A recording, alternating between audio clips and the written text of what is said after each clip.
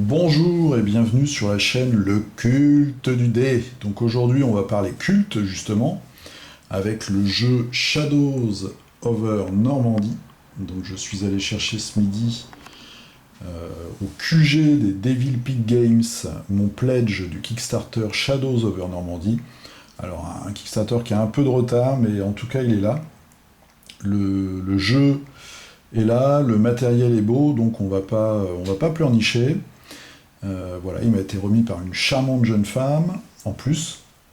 Donc je vais vous parler aujourd'hui de la boîte de base, de tout ce que va contenir la boîte de base, et puis je vous ferai une seconde vidéo sur tout ce qui est add-on, les add-ons que j'ai pris, et puis les stretch goals qui sont ici, c'est la pile, vous voyez, de tuiles qu'on a là.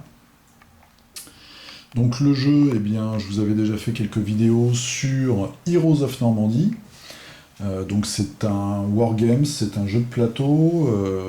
Un des concepts forts, je vais vous l'expliquer, c'est que vous avez toutes les informations sur les pions et sur le plateau pour jouer sans avoir besoin de vous référer tout le temps à un gros livret de règles. Donc ça c'est vraiment une très bonne chose. Donc justement, je vais vous montrer un peu tout ce que contient cette boîte. Alors déjà, la boîte est très belle. L'illustration, je vais vous zoomer un petit peu. On voit ici donc les Américains et notre héroïne française contre les profonds, puisqu'on va avoir 3 factions dans cette boîte. On va avoir les profonds, et puis on va avoir une secte nazie de sorciers Lovecraftien, on va dire, tout lien, le Black Sun, le soleil noir, puisque ça se déroule dans l'univers de Achtung Toulouse, qui est un jeu de Modiphius Entertainment, un jeu de rôle. Donc on a un mix entre jeu de guerre et horreur toulienne. Voilà, alors qu'est-ce qu'on a dans la boîte? Première chose, on a 2 livrets, on a un livret de règles qui reprend l'illustration de la boîte, où on va avoir toutes les règles expliquées, donc c'est abondamment illustré. Voilà. On va avoir une explication de la séquence de jeu, de la préparation. Donc on a tout ce qui concerne les pions. J'ai fait déjà une vidéo là-dessus sur Heroes of Normandy, pour ceux qui ne connaissent pas du tout le jeu. Là on va avoir quelques petites nouvelles règles, des ajouts. On va avoir notamment la terreur, puisque les Américains, les humains vont être confrontés à des créatures terrifiantes. Donc ça c'est assez sympa, puisque quand on va être terrorisé, on va tirer une folie au hasard dans un petit sac, et on va avoir des effets différents à chaque fois. On va également avoir des effets de nuit et de brouillard, qu'on va expliquer ici. On va avoir donc les effets de terrain, ça c'est classique. On va également pouvoir personnaliser ses héros avec différents objets, ou alors qu'on va trouver avec des points de fouille, un peu des objectifs. On va avoir également une nouvelle règle qui est les sortilèges, puisqu'on va avoir affaire à des magiciens qui vont pouvoir lancer divers sorts, tous plus néfastes les uns que les autres. On va avoir des barrières, on va avoir des sorts vampiriques, des brouillards magiques, des rayons d'énergie. On va être paralysé, les véhicules vont être rongés par une rouille maléfique. Donc on voit un livret qui est toujours bien illustré, bien fait, avec l'explication de toutes les capacités, de tous les pions, et puis ce qui est très intéressant aussi, c'est que au dos du livret, on a un résumé, on a une aide de jeu, avec une explication de tous les icônes, si jamais on est un petit peu perdu, on est sur un pion un peu exotique. Un des gros avantages, comme je l'ai déjà dit, c'est que quand on connaît un peu le jeu, quand on a fait quelques parties, avec le plateau et avec les pions, on peut se débrouiller, le jeu est très fluide. Ensuite, on a un deuxième livret qui va être le livre de campagne, donc le bataillon perdu. Alors l'histoire, c'est pendant l'assaut des Alliés, un bataillon d'Américains va se retrouver un peu isolé et va se lancer à la poursuite donc, du Soleil Noir, de cette secte nazie, et va se retrouver dans un environnement marécageux, un petit peu retiré de la civilisation et perdu. Il va être confronté également aux profonds, avec des chamans qui vont avoir des totems, et puis tout un tas de créatures plus visqueuses les unes que les autres. On voit ici, on a l'enchaînement des missions de la campagne.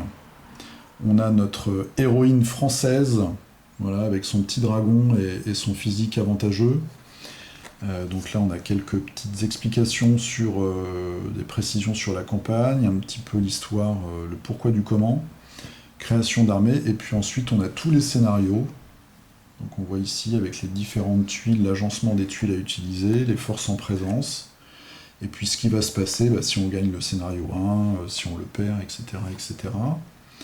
Donc voilà, on a combien on a de chapitres? On a 8 chapitres, on a 10 chapitres qui vont aller évidemment en intensité croissante tout au long de cette campagne. Ça, c'est les 2 livrets qu'on a dans la boîte de base. Ensuite, on a des tuiles. Donc, on a 8 tuiles, on a 6 tuiles de terrain. Donc des grandes tuiles comme ça. Je vais dézoomer, c'est des tuiles qui font, c'est des carrés donc qui font 30 cm. 30 cm de côté ou un pied. Vous voyez mon magnifique maître franco-anglais. Donc on a des tuiles comme ça, 6 tuiles. On va avoir 2 environnements principaux. On a le marécage, donc qui reprend un peu le design du bocage normand. Et puis toute cette boue ici qui va nous empêcher de, si on est humain, de se déplacer. Et au contraire, si on est profond, et bien évidemment, ils vont pouvoir se déplacer plus simplement là-dedans, je pense. J'ai pas encore lu toutes les règles, hein. Et derrière, on a un environnement de grotte. Alors j'espère qu'on voit la caméra, les couleurs sont vraiment bien.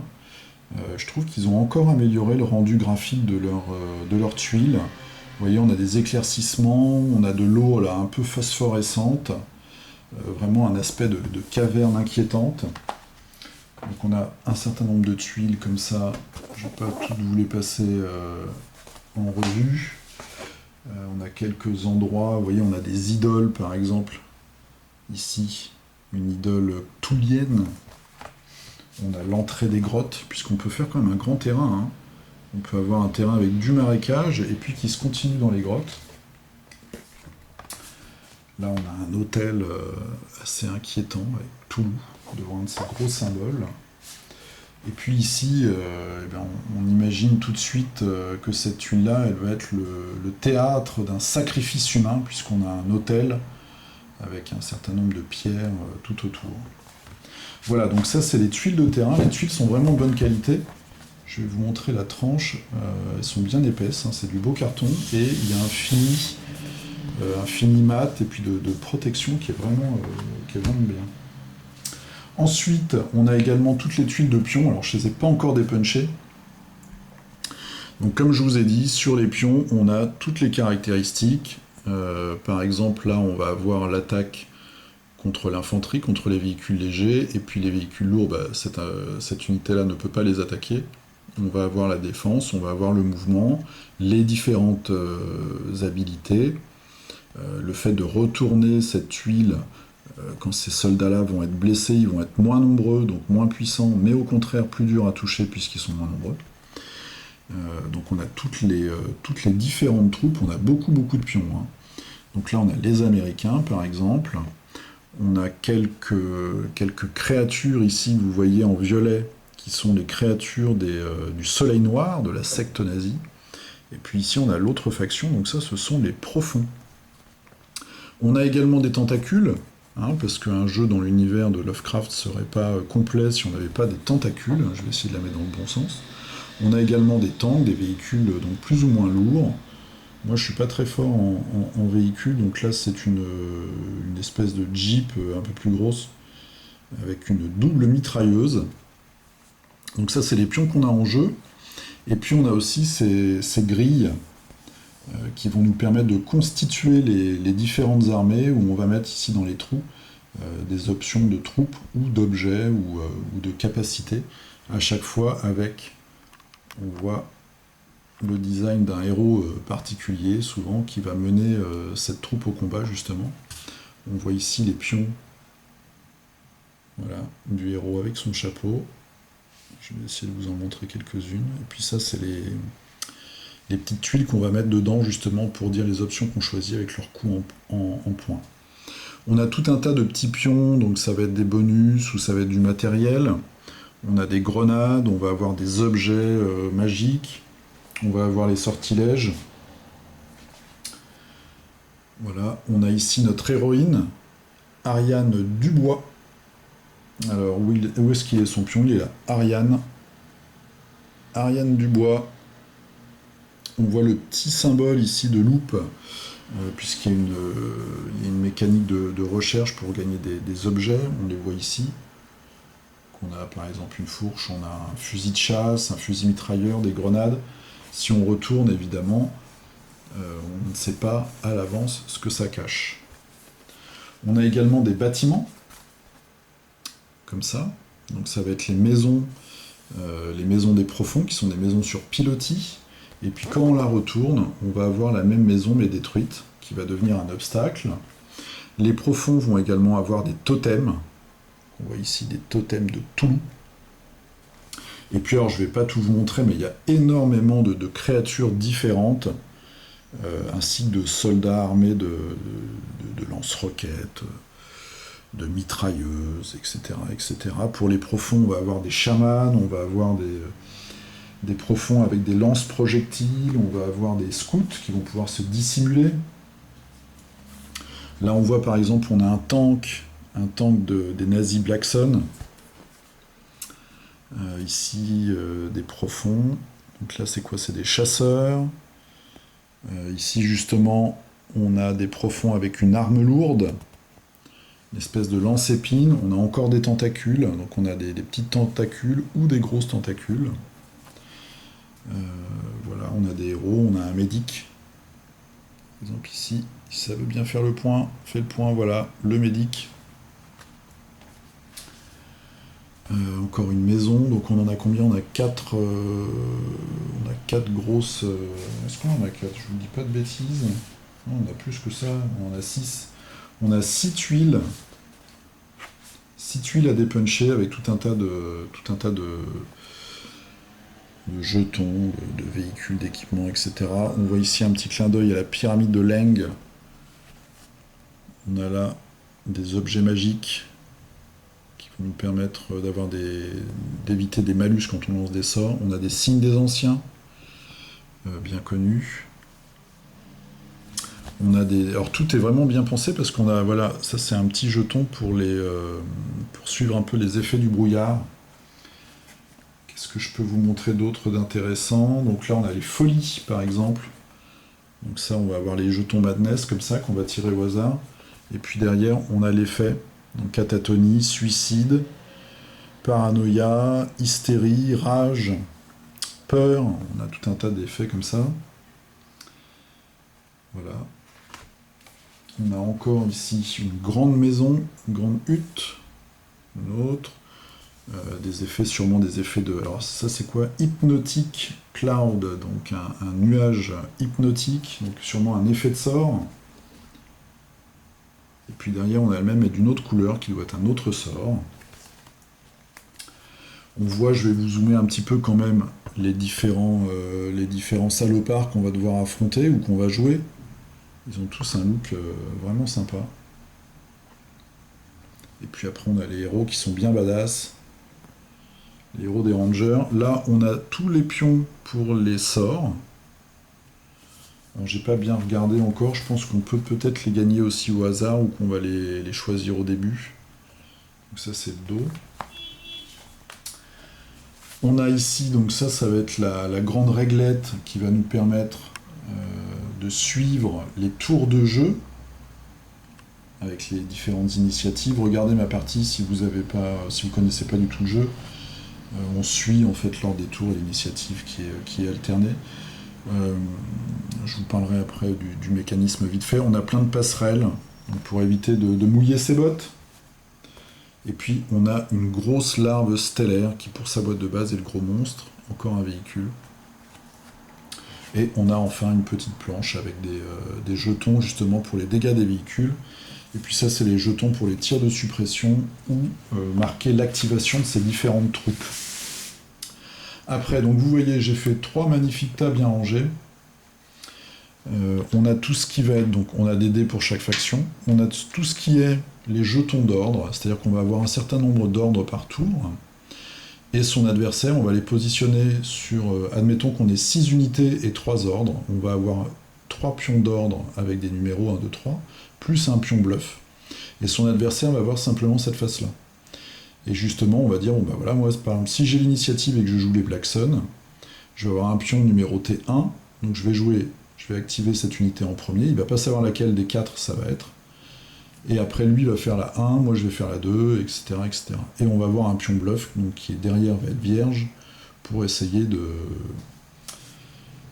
d'emberlificoter, on va dire, son adversaire. Donc on a la même chose pour, donc ça c'était Black Sun, on a la même chose pour les Rangers, qui sont, je crois c'est la faction Mystery, je ne sais plus quoi, et puis les Profonds, voilà, avec le petit trident comme ça.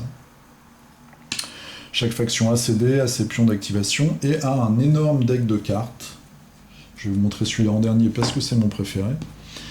On a un deck de cartes, puisque en plus d'avoir ces unités, on va avoir une main de cartes qui va nous permettre de faire des actions particulières ou d'avoir des bonus. Donc là, on retrouve un peu le design du premier jeu, Heroes of Normandy, puisque là, c'est les Rangers américains. Vous voyez, on va avoir des ordres supplémentaires, on va avoir une chance de retirer des dés, on va pouvoir survivre à une attaque, on va pouvoir faire des actions particulières. Par exemple, on va avoir un tir d'opportunité qui va nous permettre, pendant une activation adverse, de tirer sur une cible en mouvement.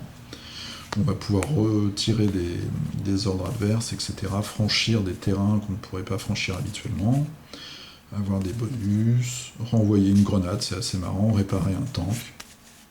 Et chaque faction, donc on a un socle en fait de cartes qui va être identique dans ses effets pour les 3 factions, et chaque faction va avoir des cartes signatures. Par exemple, on voit ici, ça va être Oncle Sam, par exemple, c'est les bons, l'emprunt de guerre, à jouer après avoir activé une de vos unités, activer de nouveau la même unité, qui peut donc agir une deuxième fois. Et chaque faction va avoir comme ça des petites différences dans son deck. Ensuite, on a le deck des profonds. Alors moi j'aime beaucoup le design parce que ça fait un petit peu photo avec des faux extraterrestres. Vous savez, les photos retouchées où on rajoute la photo d'une maquette de soucoupe volante, par exemple. Ils vont avoir je vous l'avais montré tout à l'heure, des totems, les profonds. Donc on voit un petit peu nos profonds là qui sont énervés. Là ils sont en train de regarder des gars qui passent. Surprise, une embuscade de batraciens. Point faible, ça c'est sûrement pour attaquer des tanks. Sigil de sang, ça c'est pour éviter les malus quand on lance des sorts. Terreur, là on va pouvoir tirer des cartes en plus, on va faire apparaître des totems. Donc, par exemple, totem, évidemment, c'est une carte qu'on va avoir que dans le deck des profonds. Plongée profond, même chose. Et ici, piège aquatique. Hein, ils sont malins, ces profonds. Et enfin, le deck de cartes du Black Sun. Donc c'est vraiment, moi j'aime beaucoup parce que là, ça fait vraiment photo russe où on rajoute des personnages sur la photo. À chaque fois, on voit qu'on a les... Voilà, ça fait vraiment rajouter, j'aime beaucoup, moi je trouve ça très marrant. Créature en plus. Voilà, tiens, t'as un nouveau copain toi. Donc toujours pour les sorts, la terreur. C'est pire que prévu. Drain d'énergie, ça c'est un sort vampirique, on va pouvoir se régénérer en volant la vie de ses ennemis. Célérité, illusion, et encore une fois, donc c'est des magiciens, hein, le Black Sun, à jouer avant de lancer un sortilège. Vous pouvez lancer un sortilège même si votre personnage a un ou plusieurs marqueurs de suppression sur lui.